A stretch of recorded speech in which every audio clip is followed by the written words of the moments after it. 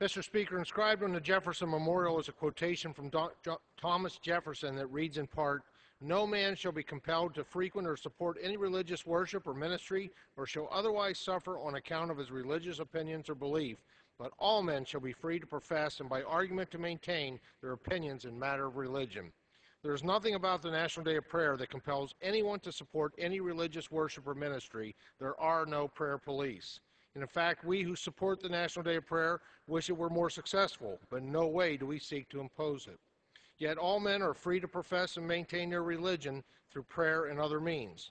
What threatens some people about a still, small moment of silence for contemplation or a prayer to a higher being in whatever form?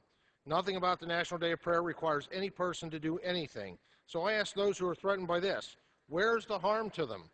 The Founding Fathers gave us freedom of religion, not freedom from religion. The court decision declaring the day unconstitutional cannot stand. And I yield back.